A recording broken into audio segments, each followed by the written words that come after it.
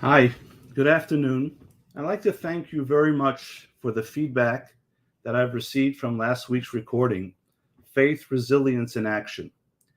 It was very heartwarming to read the responses that I got, the questions, and I want to thank you for the opportunity to together talk this through, because that's what we need at this time, the ability to explore issues together and see where we can go and how we get through this very challenging time. It's another week, more conversation, and it's very clear to me that there's two battles going on at this time. Not the battles in the north and south of Israel, but the battles of body and soul. Because this is actually what terrorists want to do. They don't want to just take away physical human life. They want to terrorize the human psyche, disrupt the normalcy of life. And therefore, it is very clear that any conversation I've had over the last 2 weeks that speaks about the war, that reviews the things that are happening in Israel, in the Holy Land of Israel, inevitably lead to many conversations and discussions about faith. Some have questioned the faith that was always strong in themselves, but has become shaken up. Others actually realize that they have a faith that they really never knew much about, but something that is working within them, giving them the strength. Some reconnected to their Judaism that they grew distant from. Others pulled back a bit, trying to hide their Jewish identity so they shouldn't stand out. Everyone is reacting to this battlefront of the soul in a different way.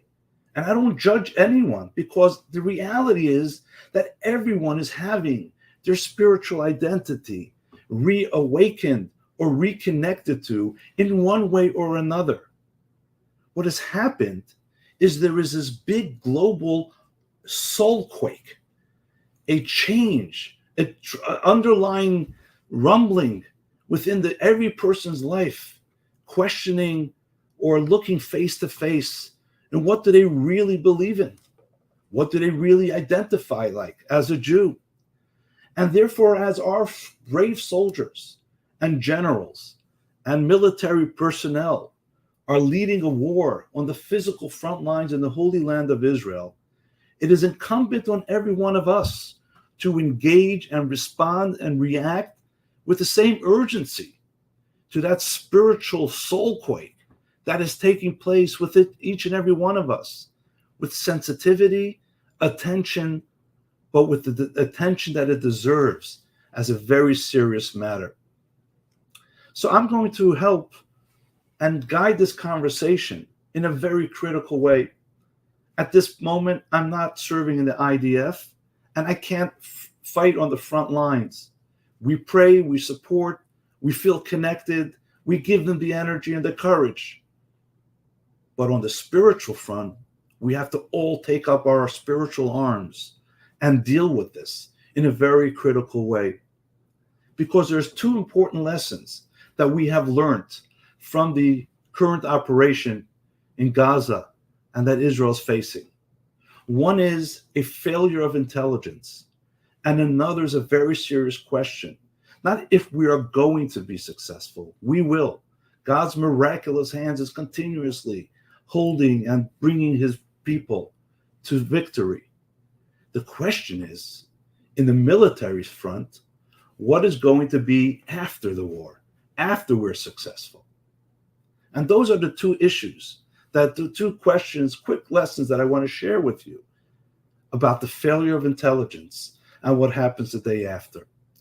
But first, I just want to share quickly a very inspiring video clip that I saw this week. There's so many different clips going around. I choose to look at those that inspire me. And this particular clip actually can go two ways, and I want to share my take on it. It's gone viral. It's about a Jewish student on campus of University of Pennsylvania at Penn, putting on tefillin right there in public square. At this time, in that environment, that itself would have been a great, inspiring story. But there's another point and another point to this. Those who have seen the video will notice very clearly that as he is saying the Shema and doing the prayer, there's a protest, a march going on behind him in support of these ruthless, inhumane terrorists called Hamas. And they're marching with their slogan, walking by, and he unflinchingly is there focused with his Star of David outside, with his tefillin on his head and his arm, saying the Shema, not moved at all. It's very reminiscent to me of that individual standing in Tiananmen Square in I think it was 1989, when the big Chinese army tank was ready to roll through the square and kill the protesters. And one singular woman, I believe, or man, and one individual stood in front of that tank and didn't let it go. And same thing with this fellow. He was there, standing strong. They came, they left. They will leave. They will be eliminated. But he stood there with his faith on display, very strongly. But there's one third point that I don't know if everyone knows. This was not, quote, a regular attendee of Chabad at Penn. This was not a person who the rabbi, the shliach, knew. He's just a student who stopped by at the tefillin table. And even more so, he comes from a very assimilated Jewish family, a family that didn't, an assimilated American Jewish family where he did not get the what we'd call ideal Jewish education. But it's at this moment that he stood strong, and his standing strong is a demonstration to all of us. We may be a minority. We may be a singular nation amongst many, with so many attacks coming from all sides. But as we say at the Seder table, all our enemies come and go. We still are here with the promise of God. I'd like you to watch that video again if you've seen it, because many are disturbed by what's going on behind the Jew. I am inspired by what's going on inside of the Jew, and I'd like you to share that with you. We will survive. Our faith is stronger than any physical ammunition. But the question is how? How do we deal with that faith? One of the questions I get is, Rabbi, I wish I had the faith like you. It would be so much easier. And I want to tell you, wrong. Faith doesn't make things easier. Faith is not a switch you just turn on and it works, and therefore you become oblivious to the challenges around you. Faith is something that requires a lot of work. You can't just flip the button. And therefore, when people find themselves at this moment with a lack of faith, it's almost like the army with a lack of intelligence. You can't just beat an enemy and be surprised. You have to be prepared. It's something that you have to work on. You have to plan for, so that when that time comes that you need this faith, it is there for you. This should teach us that faith is something that should guide us every day. It's not something that just wakes up. It does, but it's not enough for when it wakes up in time of crisis. It is something that we have to feed and work on and understand prior to crisis. If we learn to live with faith every day, and faith means understanding there's a purpose, there's a greater force, a greater power that guides us. And if we learn to live with that, and we are on a daily basis in everything that we do, with everything that happens, even the good, then when there's a time of crisis, our faith muscles are strong enough to give us the ability to move through crisis as well. We shouldn't be caught by surprise when something negative happens and figure out, what does faith mean? Let's use this opportunity that we're all going through to resolve that we're going to take this as an opportunity to strengthen and understand what our Jewish faith is, even in the days that follow. And that is the second point about the day after. It would be such a shame that if we're all inspired and connected every way, however it is that you connect, you come to shul more, you go to a class more, you're putting on tefillin, you're donating to Jewish charities, however it is that you're expressing this stimulation of your Jewish faith now, it would be a shame if if it's only something that is activated in times of crisis, but dissipates when things go. So resolve now, please, that this feeling of your Jewish soul, either way, even if you're questioning your faith, even if you're challenged, but take the time to understand what it is to be a Jew. What is your Jewish identity? What does it really mean beyond just a Jewish ritual? Or even if you're not a member of the Jewish faith, what does the universal message of Judaism have for everyone, regardless of the faith? What does Judaism teach you about life and purpose so that you can practice your faith deeper and more effectively in everything you do?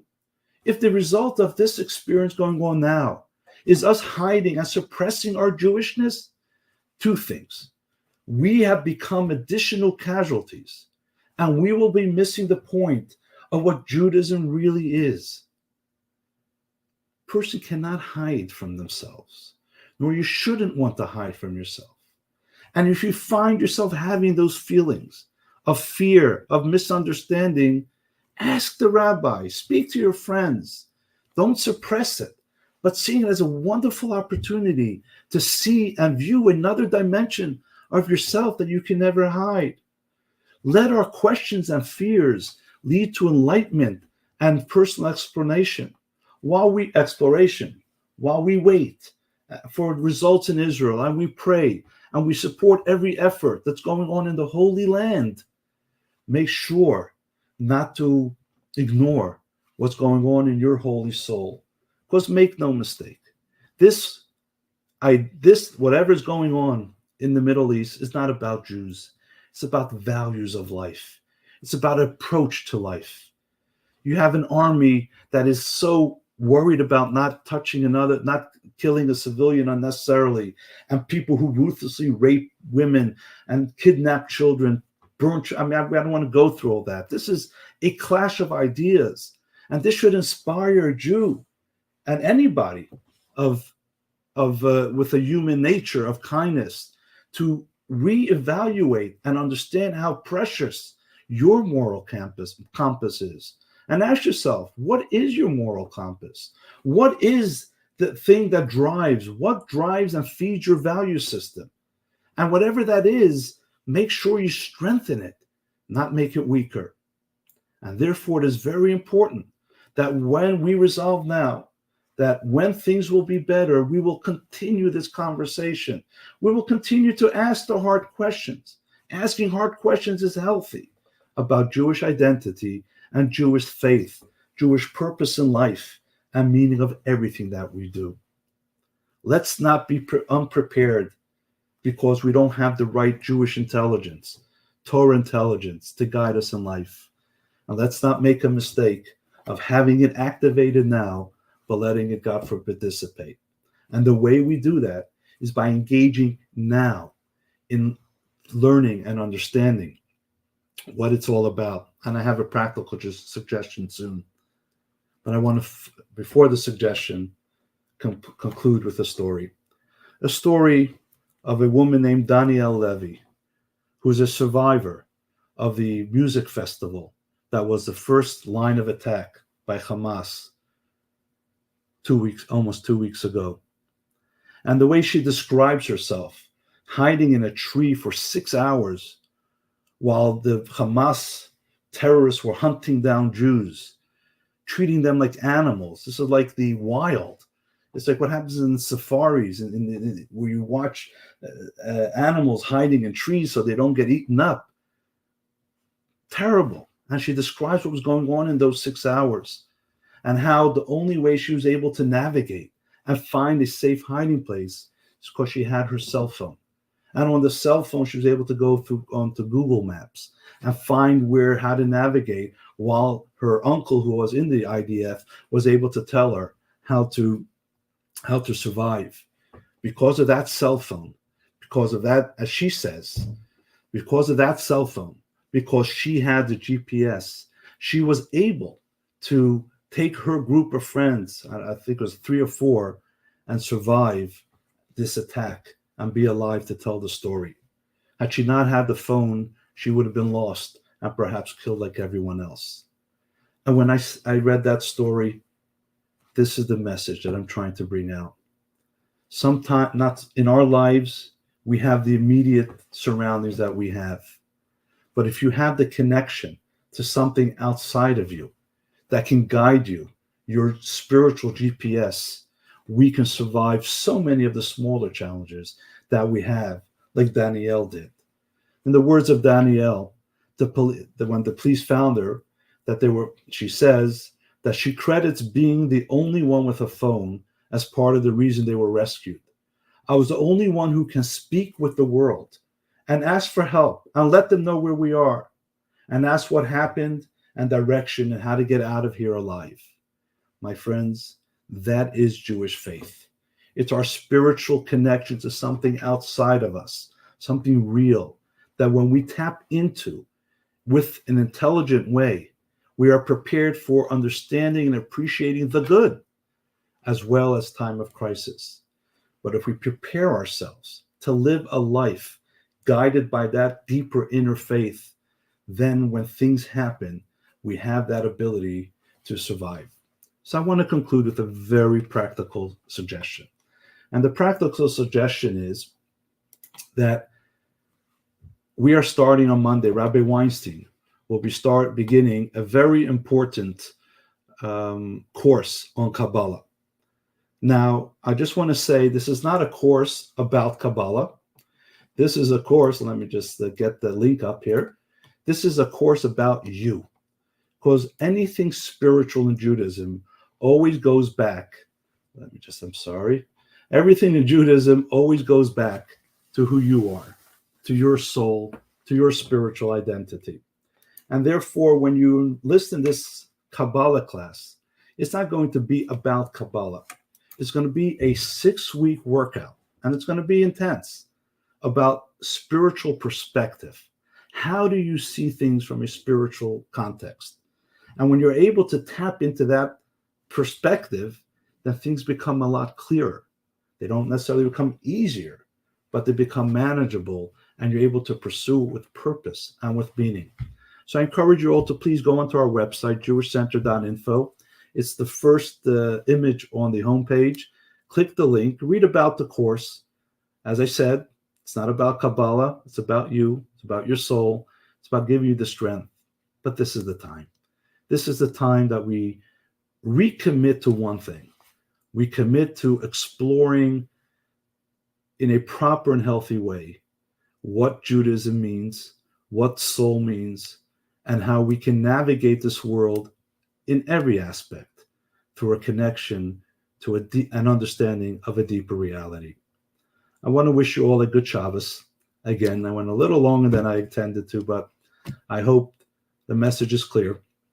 And as I said before, you can always email me to my personal email if you have any questions, follow-ups, or comments.